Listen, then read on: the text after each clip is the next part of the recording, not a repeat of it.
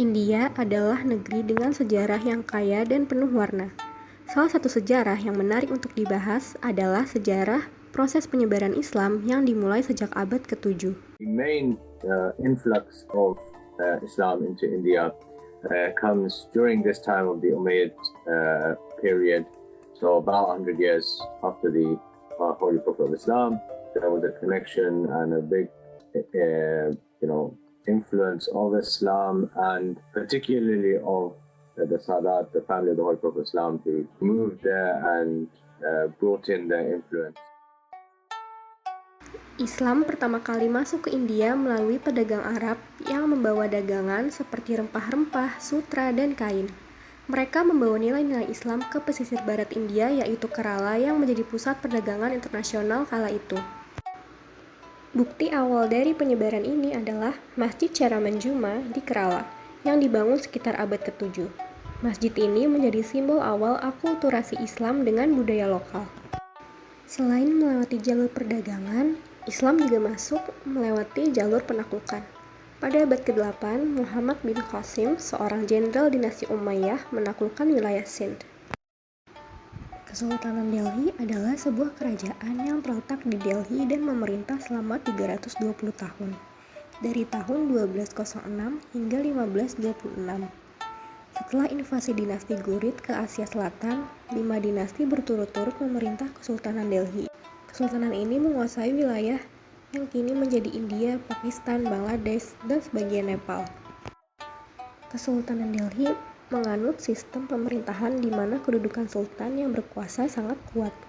Sultan juga dibantu oleh menteri yang membawahi departemen masing-masing.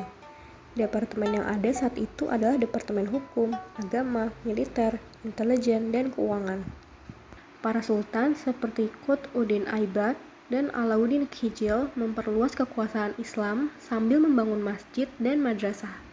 Banyak masyarakat lokal yang tertarik masuk Islam karena ajaran Islam yang menekankan kesetaraan. Namun, di abad ke-16, Kesultanan Delhi melemah akibat konflik internal. Dinasti Lodi, yang merupakan dinasti terakhir, harus menerima kekalahan dari Babur, penguasa dari Fergana dalam pertempuran Panipat pertama pada tahun 1526. Runtuhnya Kesultanan Delhi menandai dimulainya Kekaisaran Mughal. Kekaisaran Mughal membawa Islam ke puncak pengaruhnya. Puncak kejayaan Mughal dimulai dengan pemerintahan Akbar, cucu Babur. Akbar naik tahta pada usia 13 tahun. Di masa pemerintahannya, Akbar juga dikenal dengan kebijakan toleransinya. Ia menghapus pajak jizyah bagi non-muslim, menikah dengan putri Hindu, dan membentuk Din-i-Ilahi, sebuah filsafat yang mencoba menyatukan elemen-elemen dari berbagai agama agar tercipta harmoni antar komunitas. Meski kekaisaran ini runtuh pada abad ke-19, warisan Mughal tetap hidup hingga kini. Arsitektur Mughal seperti Benteng Agra, Masjid Jama, dan Taj Mahal menjadi simbol keindahan dan kemegahan. Masakan India seperti biryani dan kebab juga berkembang di bawah pengaruh Mughal. That exists in India is inspired by the Mughals and by extension, Islamic architecture.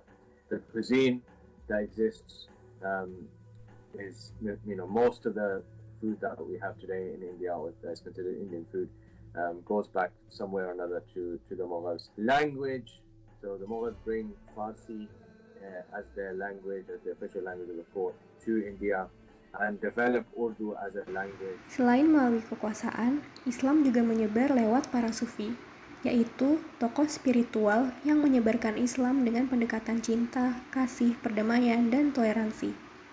Para sufi memainkan peran besar dalam menarik hati masyarakat lokal. The Quran is expressing what we feel, what we cannot put into words, what we don't know how to offer. और लोग अपने ਜਿਹੜੇ ਮਸਲੇ ਸਾਲਾਂ ਚ ਹੱਲ ਨਹੀਂ ਹੁੰਦੇ ਉਹ ਲਮਿਆਂ ਚ हल हो जाते। हम जब भी बुजुर्गों का कोई भी कलाम गाते हैं तो उसकी कैफियत अगर होती है तो उसमें बुजुर्गों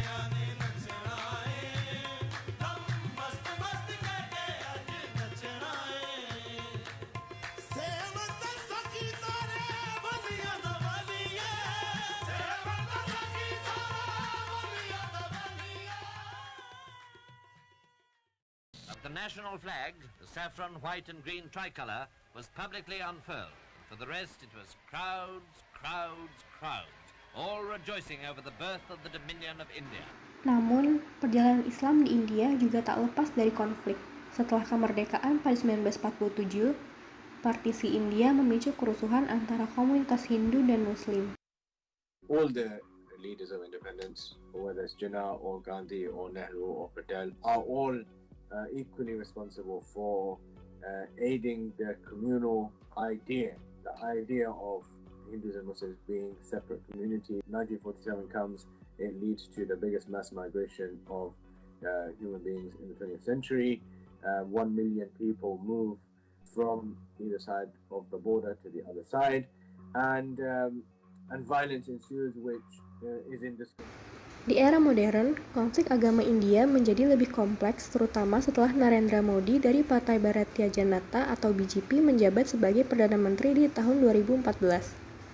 Partai BJP sering dikaitkan dengan ideologi Hindutva yang menekankan dominasi identitas Hindu dalam politik dan masyarakat India. Kebijakan-kebijakan yang diusung pemerintah Modi memicu kekhawatiran akan marginalisasi komunitas Muslim. और पहले जब उनकी सरकार थी उन्होंने कहा था कि देश की संपत्ति पर पहला अधिकार मुसलमानों का है. इसका मतलब ये संपत्ति इकट्ठी करके किसको बांटेंगे? जिनके ज्यादा बच्चे हैं उनको बांटेंगे. घुसपैठियों को बांटेंगे. क्या आपकी मेहनत की कमाई का पैसा घुसपैठियों को दिया जाएगा? आपको मंजूर है ये? Salah satu kebijakan yang paling kontroversial adalah Citizenship Amendment Act atau CAA yang disahkan pada tahun 2019. Undang-undang ini memberikan jalur kewarganegaraan bagi pengungsi non-muslim dari Pakistan, Afghanistan, dan Bangladesh. Namun, muslim dikecualikan yang memicu tuduhan diskriminasi sistemik. Protes besar-besaran pecah di seluruh India dengan perempuan muslim seperti di Shaheen Bagh, New Delhi, menjadi simbol perlawanan para pengunjuk rasa yang menuntut pencabutan undang-undang ini karena dianggap melanggar prinsip sekularisme dalam konstitusi India. Selain dari kebijakan, diskriminasi terhadap muslim juga terlihat dalam kehidupan sehari-hari. Islamofobia semakin meningkat di India dengan banyaknya muslim yang menjadi korban kekerasan berbasis agama. Salah satu bentuk kekerasan yang sering terjadi adalah serangan massa terhadap muslim atas tuduhan memakan atau menjual daging sapi yang dianggap suci oleh umat Hindu.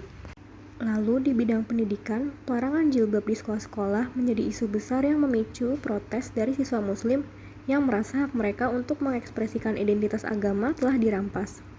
Meski pemerintah menyebut kebijakan ini sebagai langkah menjaga netralitas, banyak juga pihak yang melihatnya sebagai serangan kebebasan beragama. Meski menghadapi berbagai tantangan, komunitas Muslim India tetap menunjukkan ketahanan. Banyak anak muda Muslim yang berhasil mengakses pendidikan tinggi dan berkontribusi di berbagai bidang, yang menunjukkan harapan untuk membangun kembali harmoni di tengah perpecahan. Dari perdagangan hingga kekaisaran, dari tasawuf hingga konflik modern, Islam di India adalah cerita tentang perjuangan. Harapan akan harmoni masih menjadi pegangan banyak komunitas yang percaya bahwa perbedaan bukanlah penghalang untuk bersatu. Sekian dari kelompok 8, kurang lebihnya mohon maaf.